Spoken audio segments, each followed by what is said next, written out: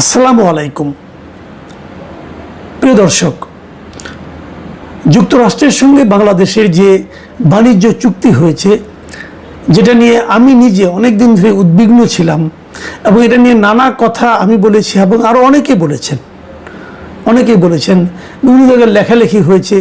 এটা নিয়ে গতকালকে আমি একটা কন্টেন্ট করেছিলাম এবং সেই কন্টেন্টের সূত্র ছিল দৈনিক প্রথম আলোতে প্রকাশিত শওকত হোসেন মাসুমের লেখা একটা ডিটেল রিপোর্ট।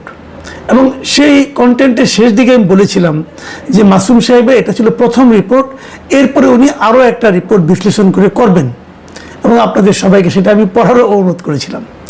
আমার ধারণা আপনারা পড়েছিলেন এবং আমিও পড়েছি এবং আমি পড়ার পর আমার কাছে মনে হয়েছে এই বিষয়টা নিয়ে আপনাদের সঙ্গে শেয়ার করা উচিত।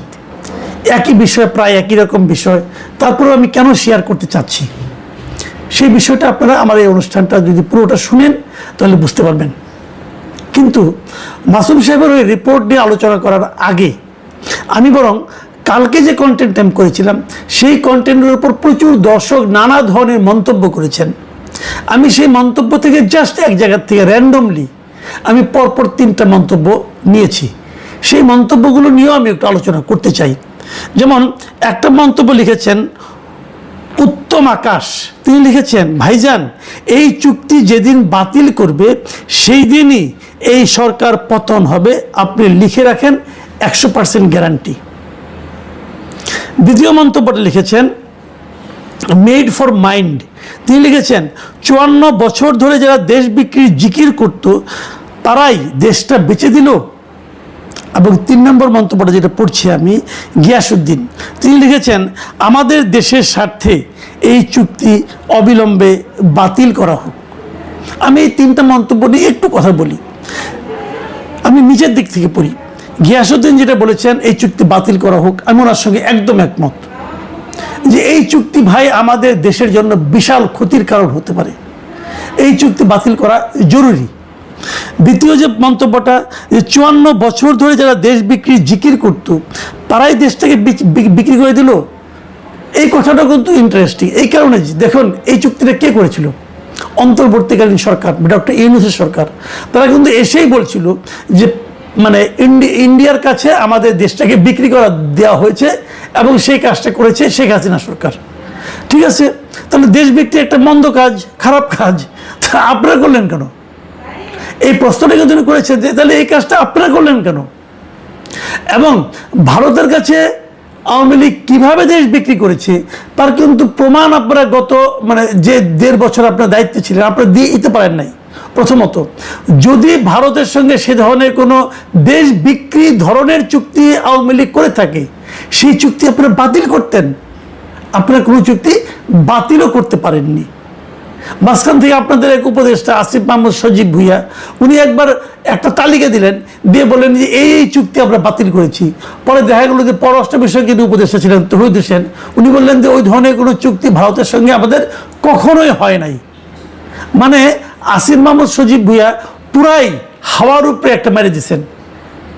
মানে মানুষ কতটা দায়িত্ব জ্ঞানহীন হলে পরে এ ধরনের আচরণ করতে পারে এবং দায়িত্বের একটা পদে থেকে তারপর যারা এরকম ফালতু কাজ করতে পারে তাদের কোয়ালিটিটা কোন পর্যায়ে একবার ভাবুন।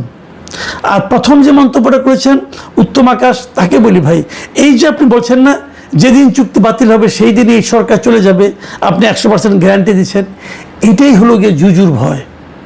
এই জুজুর ভয়টাই আমার ধারণা আমাদের বর্তমান পররাষ্ট্রমন্ত্রী এই সরকারকে দেখিয়েছে।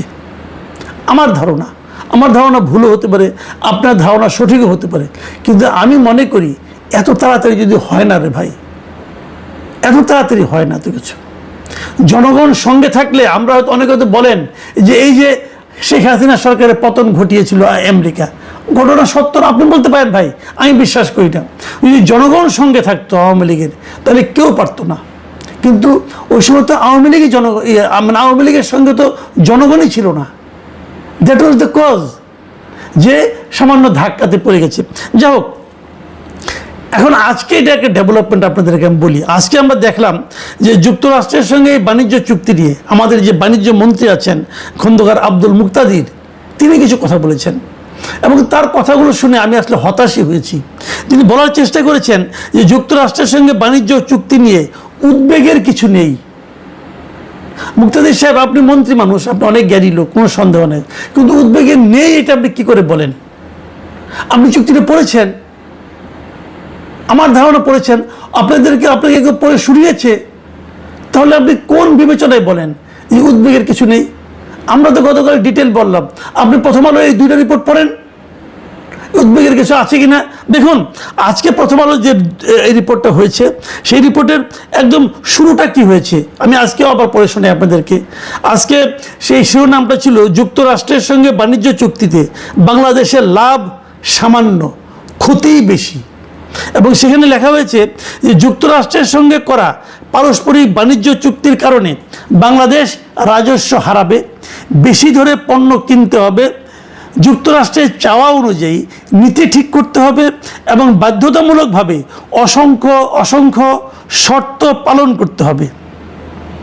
বিপরীতে এই চুক্তির ফলে যুক্তরাজ্যের বাণিজ্য বাড়বে, নিজের ভূ রাজনৈতিক কৌশল অনুযায়ী বাংলাদেশকে নীতি নিতে বাধ্য করতে পারবে এবং এর বিনিময়ে বাংলাদেশকে তেমন কোনো ছাড় দিতে হবে না।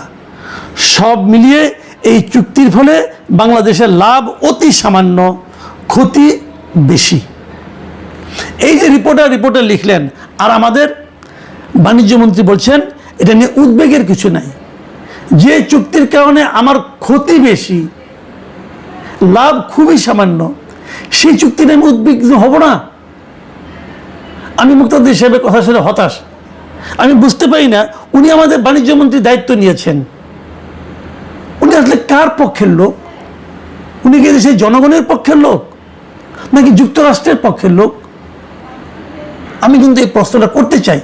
উনি নানা রকম পাইরেনারে ব্যাখ্যা দিয়েছেন। উনি বলেছেন কি, শুনেন ওনার কথাটা একটু আপনাদেরকে পড়েই শোনাই। উনি বলেছেন যে বর্তমান সরকার এই চুক্তি সূচনাকারী নয়, তবে রাষ্ট্রীয় ধারাবাহিকতার অংশ হিসেবে উত্তরাধিকার সূত্রে পেয়েছে। রাষ্ট্রের মধ্যে সম্পাদিত কোনো চুক্তি ব্যক্তিগত চুক্তির মতো নয় যে ইচ্ছে মতো বাতিল করা যাবে। এটি একটি বাস্তবতা এবং আমরা সেটিকে দেশের বাণিজ্য ও বিনিয়োগ সম্প্রসারণে সর্বোচ্চভাবে কাজে লাগাতে চাই। আমি এই কথাটা বলতে চাচ্ছি যে প্রথম যে বাক্যটি বলেছেন, এই চুক্তি আমরা সূচনা করি নাই, আমরা উত্তরাধিকার সূত্রে পেয়েছি, কথাটা শতকরা 100% ঠিক। এইটার সূচনা করেছে অন্তর্বর্তীকালীন সরকার। তারপরে যদি তিনি যে কথাগুলি বলেছেন সেই কথাগুলি নিয়ে আমার আপত্তি। উনি বলতে যাচ্ছেন এটা আমরা ইচ্ছা করলে বাতিল করতে পারবো না, এটি ব্যক্তিগত চুক্তির মতো নয়। রাষ্ট্রীয় চুক্তি বাতিল করতে অনেক সমস্যা হয়। আচ্ছা, চুক্তি বাতিল নিয়ে আমি একটু পরে বলছি। তারপর উনি বলছেন এটি একটি বাস্তবতা এবং আমরা সেটিকে দেশের বাণিজ্য ও বিনিয়োগ সম্প্রসারণে সর্বোচ্চভাবে কাজে লাগাতে চাই। আপনি কিভাবে কাজে লাগাবেন? যে চুক্তিতে আপনার পক্ষে আছে মাত্র 2-3টা ইস্যু আর আপনার বিপক্ষে আছে কমপক্ষে 150 ইস্যু, আপনি সেটাকে কিভাবে আমার বাণিজ্যের উন্নতির জন্য কাজে লাগাবেন? ভাই, মিষ্টি মিষ্টি কথা বললে কি চিরা ভিজবে? আচ্ছা, আমরা এখন ওই পয়েন্টে যাই। ওই যে বলা হয়েছে যে এই চুক্তিটা বাতিল করা যাবে না, এই কথাটা ঠিক না। আমি কালকেও বলেছিলাম আপনাদেরকে যে 60 দিনের নোটিশে এই চুক্তি বাতিল করা যাবে, কিন্তু এটাই সর্বোচ্চ না, আরও ঘটনা আছে। চুক্তি বাতিল করা খুবই সহজ। সেই বিষয়টাও এই মিস্টার শওকত হোসেন মাসুম আজকে তার রিপোর্টে বলেছেন।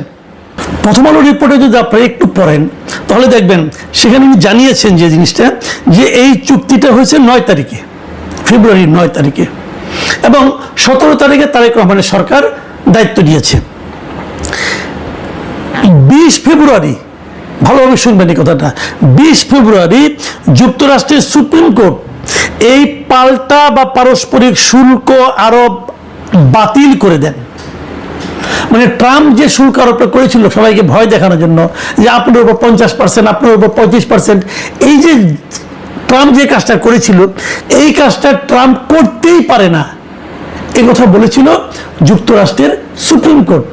এবং যুক্তরাষ্ট্রের সুপ্রিম কোর্ট বলেছিল যে এই ধরনের শুল্ক আরোপ করতে পারে কেবলমাত্র যুক্তরাষ্ট্রের কংগ্রেস, প্রেসিডেন্ট পারে না।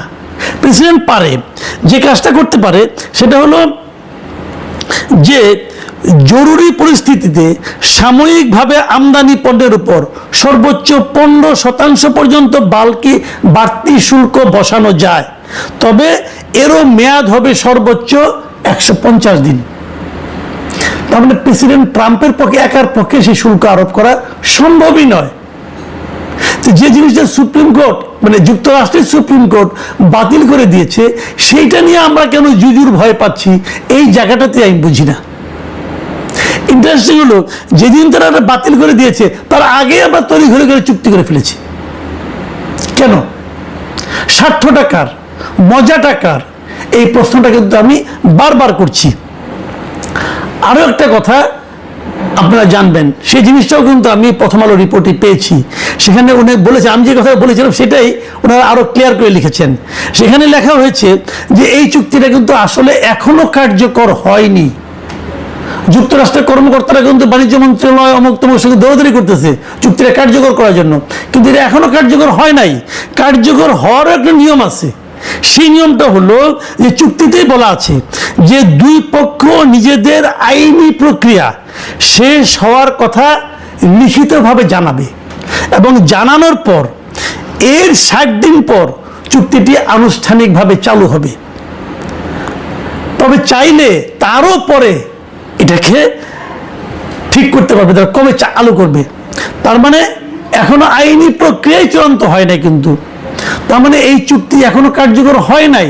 যে চুক্তি কার্যকর হয় নাই এবং যে ধরনের চাপ দেওয়ার ক্ষমতা প্রেসিডেন্ট ট্রাম্পের নেই বলে যুক্তরাষ্ট্রের সুপ্রিম কোর্ট জানিয়েছে, সেই চুক্তি আমাদের পালন করতে হবে কেন? কেন আমরা বাতিল করতে যাব না? আমাদের তো কোনো সমস্যা নাই।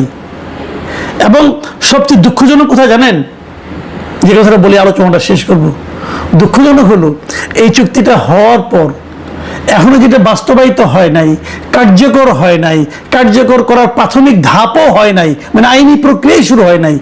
সেই চুক্তিতে থাকা এই যে বোয়িং বিমান কেনাকাটার কাজটা আমরা কিন্তু অলরেডি শুরু করে দিয়েছি। তো এই বোয়িং বিমান কেনার কাজ শুরু করলাম কেন? যুক্তরাষ্ট্রের ভয়ে, যুক্তরাষ্ট্রের প্রতি ভালোবাসার কারণে, নাকি নগদ কিছু কমিশন পাওয়ার লোভে? এই প্রশ্নটাও থাকলো। আশা করি সরকার এগুলি জবাব দেবেন। প্রিয় দর্শক, এখন পর্যন্তই। আল্লাহ হাফেজ।